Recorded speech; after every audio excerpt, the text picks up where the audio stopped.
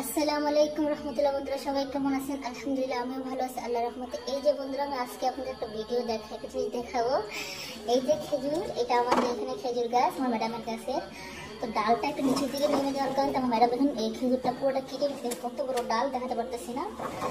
এখন যদি কেটে নিচ্ছে, এখনো পাকে নাই। তো এগুলাকে একটা একটা করে একটা বড় একটা বলের ভিতরে নিবো, তারপরে ধুয়ে চিনি দিয়ে পানিতে রাখবো। তারপরে দেখবেন কদিন করে এগুলো পেকে যাবে। দেখতে পাচ্ছেন মাশাআল্লাহ অনেকগুলো খেজুর হয়েছে। তাই ভাবলাম এখন আমি একটা একটা করে খেজুরগুলো কেটে নিব আর আপনাদের সাথে গল্প করব। তো কি অবস্থা, কোথায় আছেন? যারা আমার ভিডিও দেখেন ভালো লাগে না অবশ্যই জানাবেন। দেখতে পাচ্ছেন খেজুর ছোটানোর কত আমার কাজ, একটা কাজ নিয়ে বসেছে, কোনো কাজ ছিল না। তো এখন এই কাজটা নিয়ে বসেছি। আর ছিটতেছে না বাবা, এখন গোটাগুলো কি শক্ত। কাদের এরকম খেজুর কত পছন্দ বসে করবেন। আমার কিন্তু খুব পছন্দ খেজুর খাবার। আমি প্রতিদিন উঠানে যেতাম, সকালে একটা বিকালে একটা রাতে, যখন মন চাইতো তখনই পেরে নিয়ে আসতাম। কারণ খেজুরগুলো এগুলো আল্লাহর দেওয়া সৃষ্টি দান। হ্যাঁ, গাছের আগাতেও মনে করেন না, গাছের ডালেও মিষ্টি হয়। এখানে গাছের ডালে তারপরে মিষ্টি হয়। এটা বাসা নেই, হয়তো ক্ষুদ্র জিনিস আল্লাহর দেওয়া মিষ্টি খাবার। হ্যাঁ, চিনি ছিল অনেক মিঠা, চিনি দিতে হয় না। কিন্তু এগুলো পাকানোর জন্য আপনারটা এই যে রাখছি, এরকম বড় পাত্রে ধুয়ে চিনি দিয়ে রাখবো। দেখতে পাচ্ছেন আমি একটা একটা করে কেটে নিচ্ছি। কি আর করবো, শক্ত কাটতেছে না। যাক, খেজুর কাটতেছি। বাংলাদেশের কি বলবো, একটা কথা বলবো কি জানেন, বাংলাদেশে বর্তমানে বন্যার যে অবস্থা, বন্যা বলতে মানুষের বাংলাদেশের কয়েকটা জেলাতে খুব অবস্থা খারাপ। বন্যাতাদের অনেকের অনেক সমস্যা হচ্ছে, পানি। তারপরে সিলেট হবিগঞ্জ জেলাতে পানি উঠছে, তারপরে নোয়াখালীতে, কুমিল্লাতে, তারপরে চট্টগ্রাম, খাগড়াছড়ি, এগুলোতে প্রচুর পানি অবস্থা। মানুষের খারাপ দেখে খুব কষ্ট লাগে, যেহেতু আমরা প্রবাসে আছি, দেশের অবস্থা খুব খারাপ লাগে।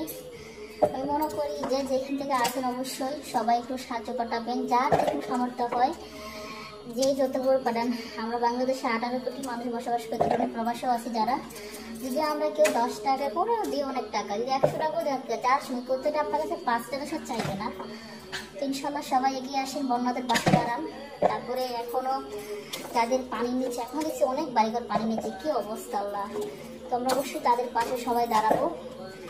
আমি আমার জায়গা থেকে যতটুকু দেওয়ার চেষ্টা করি অবশ্যই দিই, আপনারাও দেন। দিয়ে আমরা যদি সবাই মিলে করি কাজগুলো না, সবাই মিলে করি কাজ না হিমুল্লাহ, সবাই মিলে একটা যে সাহায্য করলে অবশ্যই মানুষের বিপদ কেটে যাবে।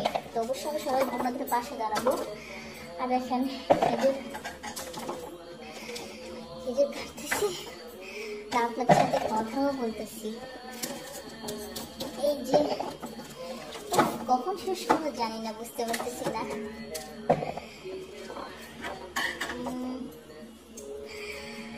প্লিজ কেউ আসো না, কে আসো, আমাকে হেল্প করো। অনেক কষ্ট হচ্ছে, কারণে একা একা সময় লাগবে। কখনটা কাঁদতে দেখেন অনেক শক্ত, মাঝেগুলো মশলায় এগুলো তো শক্ত কেন হয় জানেন, আপনারা বুঝতে পারবেন।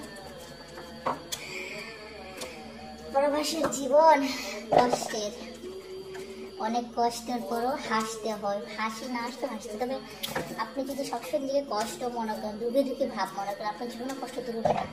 আপনি যতই ভেঙে করে নেবেন, উঠে দাঁড়ানোর চেষ্টা করে দেখবেন আপনার সেই সময়টা চলে যাবে। ভয় পাবেন না, কারণ জীবনে চলার করতে মুখের হাসিটা যথেষ্ট। আপনি মুখে না হাসেন না, জীবনে কিছু করতে পারবেন না। তো যাই হোক, এটা অনেক লম্বা ভিডিও করা সম্ভব না, এগুলো কাটাতে অনেক সময় লাগবে। তো আমি এখন এগুলো কেটে নেব। আর যতটুকু কথা বললাম, অবশ্যই আমরা সবাই বন্যাদের পাশে দাঁড়াবো। এই যে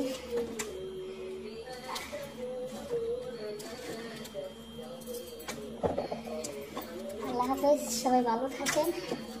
আমি এখন এগুলো কেটে নিই, কি করবো দেখতে পাচ্ছেন।